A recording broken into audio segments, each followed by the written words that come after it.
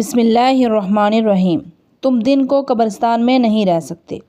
ان دو فرشتوں کے جانے کے بعد ابھی کچھ ہی دیر گزری تھی کہ ایک اور خوفناک مخلوق ظاہر ہو گئی۔ ان کی تعداد بہت زیادہ تھی۔ انہوں نے مجھے لوہے کے ایک آتشین صندوق میں ڈال دیا۔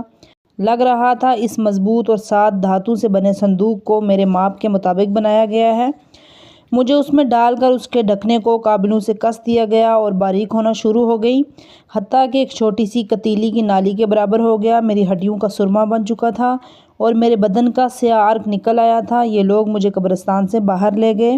کچھ فیصلہ طے کرنے کے بعد انہوں نے صندوق کھول کر مجھے باہر نکالا۔ جب صندوق کے اندر تھا تو یہی سوچ رہا تھا، یہی وہ جہنم ہے جس کا میں نے دنیا میں نام سن رکھا تھا۔ اس بارے میں قرآن مجید میں یوں ارشاد ہوا ہے کہ ہم انسان کے نامہ اعمال کو ایک کتاب کی صورت میں توق بنا کر اس کی گردن میں ڈال دیں گے اور قیامت کے دن اسی کتاب کو اسے اس طرح نکال دکھائیں گے کہ وہ اس کے ایک صفحے کو بھی بخوبی ملاحظہ کر لے گا۔ اس موقع پر اسے مخاطب کر کے کہا جائے گا کہ آج تم خود اپنے نامہ اعمال کو پڑھ لو اور دیکھ لو کہ تم دنیا میں کیا کرتے رہے ہو۔ آج تم خود اپنا محاسبہ کر لو، کیونکہ آج کے دن تمہارا اپنا محاسبہ یہی کافی ہے کہ اور خود ہی تم اپنے اعمال کے گواہ ہو۔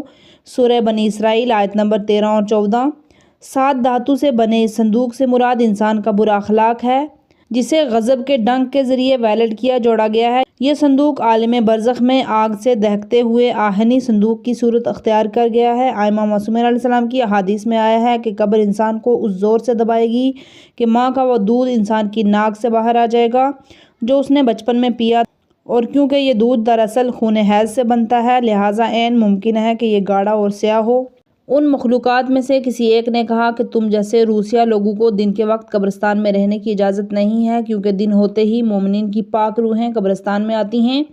جو لوگ دن کے وقت اہل قبور کی زیارت کے لیے آتے ہیں، یہ پاک ارواح انہیں دیکھتی ہیں، خداوند متعال کے حضور ان کے لیے مغفرت اور بخشش طلب کرتی ہیں۔ تم گنہگاروں کو صرف رات کے وقت قبرستان میں رہنے کی اجازت ہے۔ اس کے بعد اس نے غضبناک ہو کر کہا، اے وہ انسان جو پوری زندگی خدا، دین اور الہی پیشواؤں سے دور رہے ہو، تمہیں ایک بار پھر اس صندوق میں داخل ہونا پڑے گا۔ میں نے کہا، تمہیں خدا کا واسطہ مجھ پر ترس کھاؤ، اب مجھے مزید عذاب میں نہ ڈالو، مجھ پر اتنی بے رحمی نہ کرو، میں تو ابھی بھی کچھ دیر پہلے اس صندوق سے باہر نکلا ہوں۔ اس نے کہا، خاموش ہو جا، تم ہمیں اس ہستی کا واسطہ دے رہے ہو جس پر دنیا میں تمہارا ایمان ہی نہیں تھا۔ علاوہ ازیں یہ وہ مادی دنیا نہیں ہے جس میں تم آہوزاری اور توبہ کر کے ہمیں رحم کھانے پر مجبور کر سکتے ہو۔ تمہیں ہر حالت میں دوبارہ اس صندوق میں داخل ہونا پڑے گا تاکہ تمہیں اس عذاب کا مزہ چکھایا جائے جیسے تم دنیا میں قبر کے فشار کے نام سے سنا کرتے تھے۔ میں نے کہا، جہاں تک میں نے سن رکھا ہے، فشار قبر کا تعلق تو مرنے والے کے جسم سے ہے، اس لیے تم قبرستان جا کر میرے بے روح جسم کو جو عذاب دینا چاہتے ہو دے سکتے ہو۔ اس نے کہا، فضول باتیں مت کرو، تمام گناہ تو تم انجام دو اور ہم اس بے جان جسم کو عذاب دیں، یہ کیسے ہو سکتا ہے؟ نیز تمہیں یہ بھی معلوم ہونا چاہیے کہ قبر سے مراد وہ تنگ و تاریک گڑھا نہیں ہے، بلکہ اس سے مراد روح کا وہ مقام ہے جہاں وہ برزخ کے دوران رہے گی۔ جسم تو اس دنیا میں تمہارا ایک وسیلہ اور اعلیٰ کار تھا، اس کا کوئی قصور نہیں۔